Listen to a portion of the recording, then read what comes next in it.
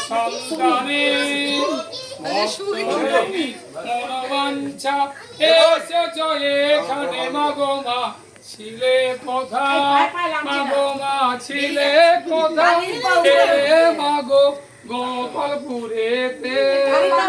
ভক্তদেরই মনোবাঞ্ছা পূরণ করিতে বাজা সাদুল্লাহ ভাই